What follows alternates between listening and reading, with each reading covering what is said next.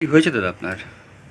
আমার রেকটামে টিউমার হয়েছে, আচ্ছা, ওখান থেকে ক্যান্সার হয়েছে। কবে হয়েছে? কতদিন আগে ধরা পড়েছে? ধরা পড়েছে 1 বছর হতে চলল।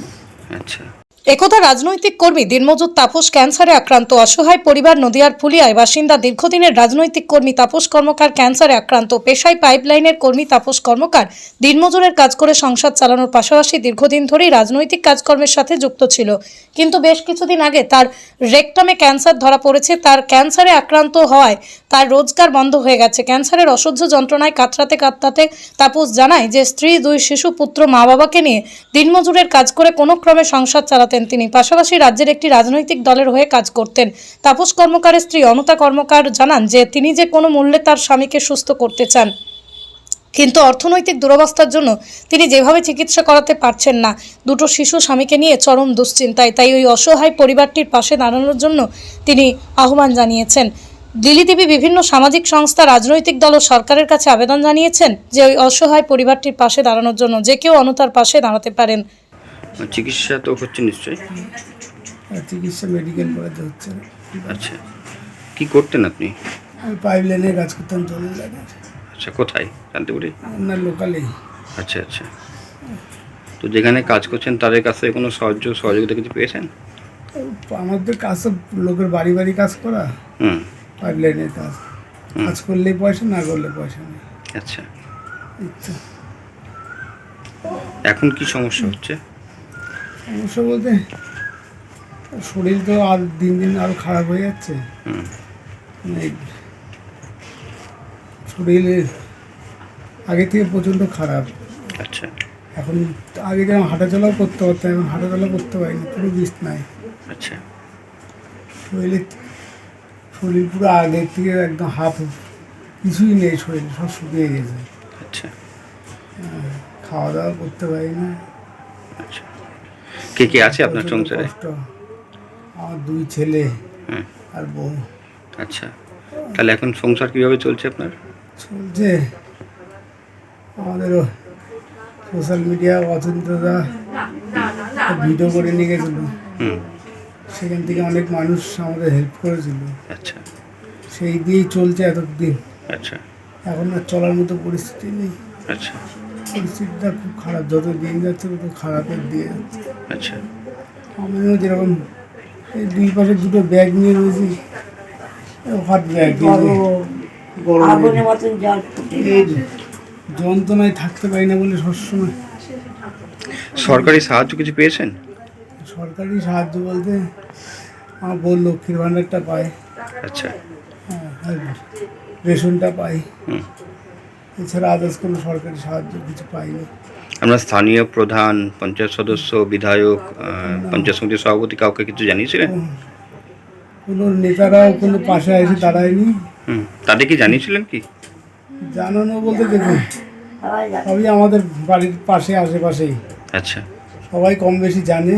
হুম, এবার মানুষ যে বিপদে পড়লে, মানুষ যে একটা দুর্ঘটনার শিকার হলে, আমি যাই না।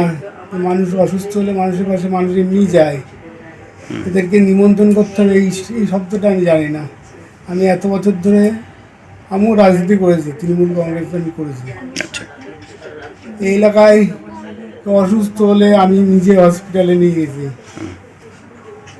তার বাবা মা, নিজের ছেলে থাকি না, আমি নিজে 2 দিন 4 দিন 5 দিন হসপিটালে কাটাইছি, এমনও দিন গেছে। আর এখন আমার এই সময় কাউকে আমি পাশে পাইনি।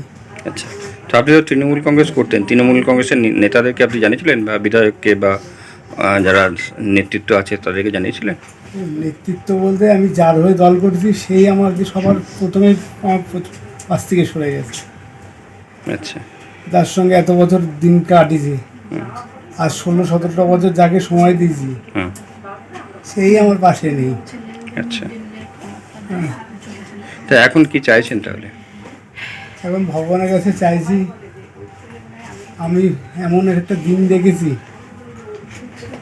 যেই দিনে খালি আমি নিজেই একা, কিন্তু আমি খালি একটা জিনিসের জন্যই বেঁচে আছি। আমার পাশে অনেক মানুষ আছে, নেতা বাদ দিয়ে সাধারণ মানুষ আমাকে প্রচণ্ড হেল্প করেছে, আচ্ছা, যার কারণে আমি এই কটা দিন বেঁচে আছি। আর শরীরের কন্ডিশন খুব খারাপ, মাথা পা থেকে হাড় অব্দি প্রচণ্ড যন্ত্রণা। এই যন্ত্রণায় কষ্ট করে দিনগুলো আমার কাটে। আপনার নাম আর পরিচয়? আমার নাম তাপস কর্মকার, কোথায় বাড়ি আপনার? ফুলিয়া টাউনশিপ, আচ্ছা, ফুলিয়া কলোনি।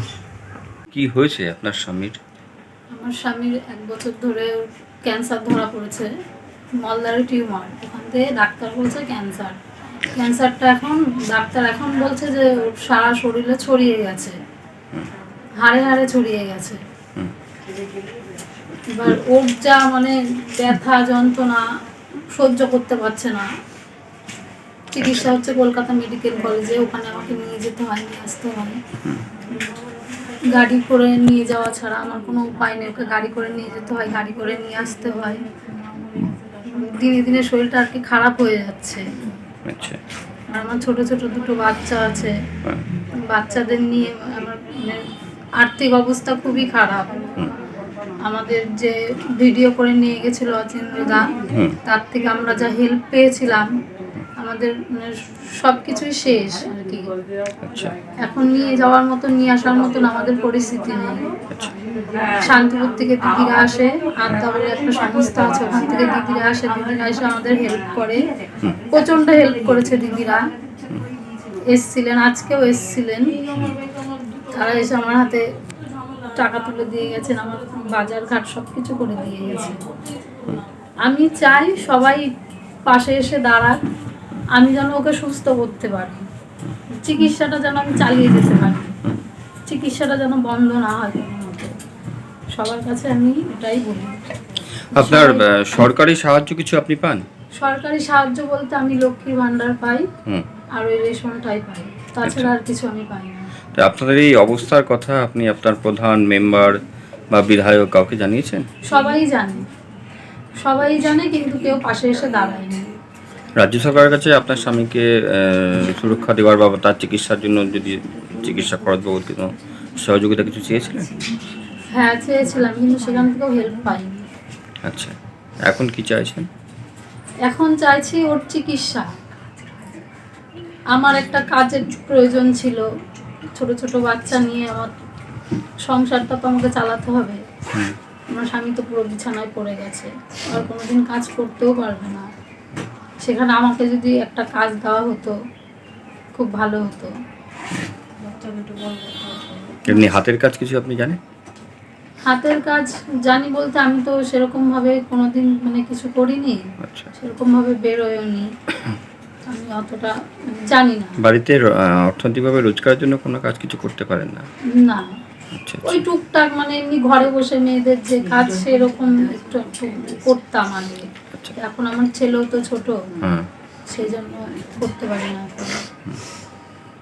তো এখন তাহলে মানে ভবিষ্যৎ পরিকল্পনা কিছু করছেন কিভাবে চলতে পারবেন আগামী দিনে, বা তার চিকিৎসা, বাচ্চাদের মানুষ করা সব মিলিয়ে, বা আপনি কারো কাছে কোনো কিছু বিশেষ আবেদন জানাবেন, প্রার্থনা জানাবেন আপনার পাশে থাকার জন্য? হ্যাঁ, আমি সবাইকে বলতে চাই সবাই এসে আমার পাশে একটু দাঁড়াক, একটু দাঁড়াক, আমি যাতে ওর চিকিৎসাটা যাতে আমি চালাতে পারি। আমার ভবিষ্যতের আমার কোনো পরিকল্পনা নেই, আমার ভবিষ্যৎ কী হবে আমি জানি না। আমি শুধু ওর চিকিৎসার জন্যই আমি সবার কাছে বলতে চাই সবাই এসে আমার পাশে দাঁড়াক।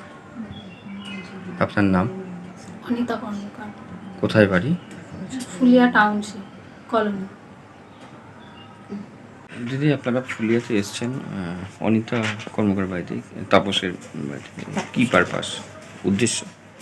আমরা তাপস অনিতার বাড়িতে এসেছি, এইবার নিয়ে 3বার হলো, শান্তিপুরে আদ্যার পরিবারের তরফ থেকে।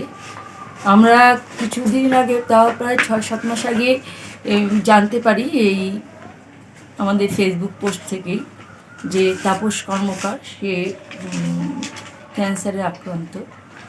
সেটা শুনেই আমরা ওই ফেসবুকের মাধ্যমেই ফোন নাম্বার জোগাড় করে এদের সাথে যোগাযোগ করি এবং তারপরেই আসি।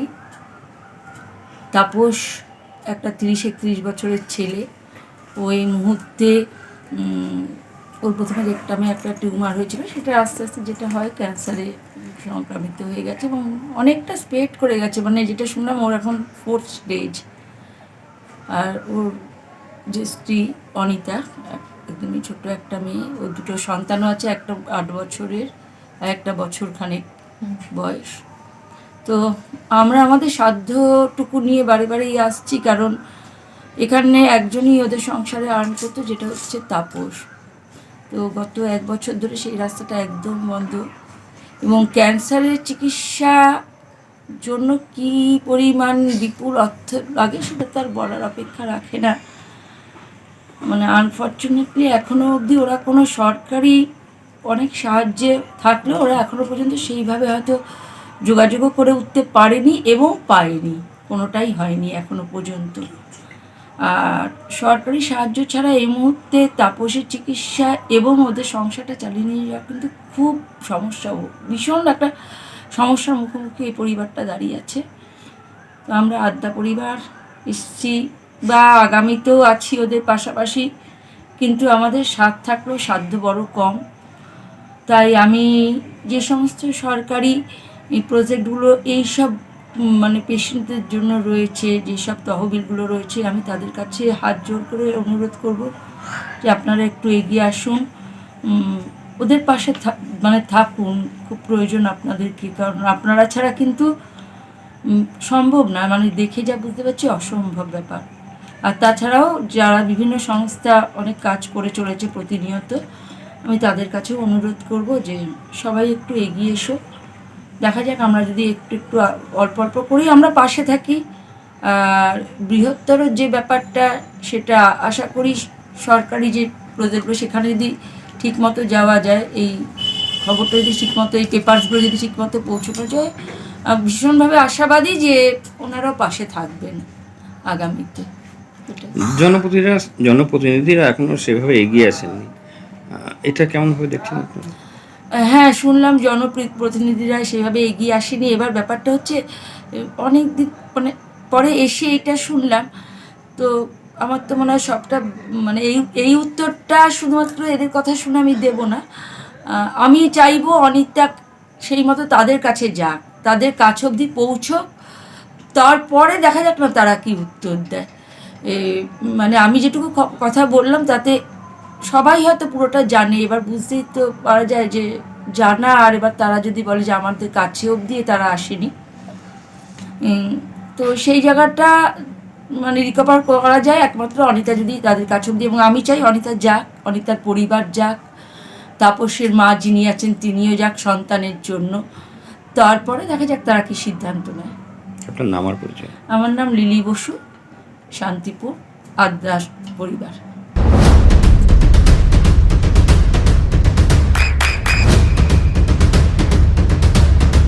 বৃষ্টিতে স্বস্তি। বৃষ্টি অ্যাকোয়া বিশুদ্ধ পানীয় জল। হেল্প করেছে সেরকম শান্তিপুর থেকে আদ্যা মা বলে একটা ওদের সংগঠন আছে, ওই তরফ থেকে প্রচণ্ড হেল্প করেছে, অনেকবার এসছে তারা, অনেকবার দিদিরা, মহিলা মানুষ হয়ে যদি শান্তিপুর থেকে বাড়ির উপরে এসে তারা যদি দিনের পর দিন হেল্প করে যেতে পারে, আর আমার আশেপাশের নেতারা যাদেরকে ভালোবেসে সময় দিয়েছিলাম তারা আসতে পারে না, পাড়া প্রতিবেশী সবাই খোঁজ নেয় আমার, খোঁজ নাই সবাই আচ্ছা, পাড়ার লোক সবাই, প্রত্যেকটা মানুষ চোখের জল ফেলে আমার জন্য, যে যেরকম পারে কাপড় ভাত খেয়েছি, যারা তো একটু তরকারি নিয়ে যায়, পাড়া প্রতিবেশী প্রচন্ড ভাবে পাশে, সবাই সবাই খোঁজ নেয়।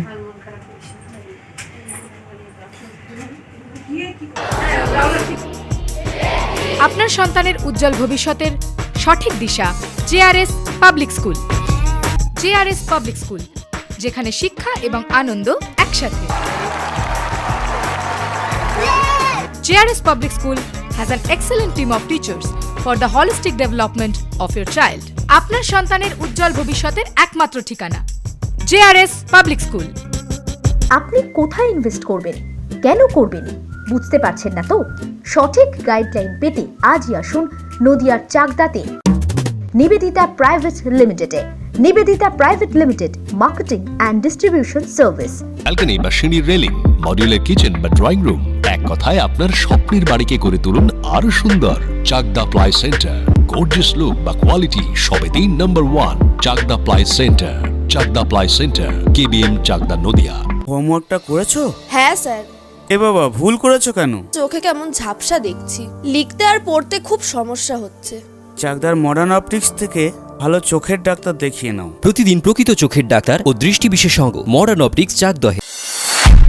নদিয়া জেলার সবথেকে বড় বিল্ডার্স চাকদার মা মনসা বিল্ডার্স, রড ও সিমেন্টের পাইকারি ও খুচরো বিক্রেতা। মা মনসা বিল্ডার্স, পদ্মবিলা, চাকদা, নদিয়া। রুম রে মাত্র 1500 টাকা থেকে স্টার, খাওয়া দাওয়া রিজনেবল প্রাইস। নদিয়ার একমাত্র 3 স্টার ক্যাটাগরি হোটেল এনবি সোনার বাংলা হোটেল, কল্যাণী এইমসের ঠিক উল্টো দিকে, কল্যাণী, নদিয়া। নদিয়ার একমাত্র অথরাইজড ডিস্ট্রিবিউটর ঘোষ কমিউনিকেশন, থানার মোড়, চাকদা, নদিয়া।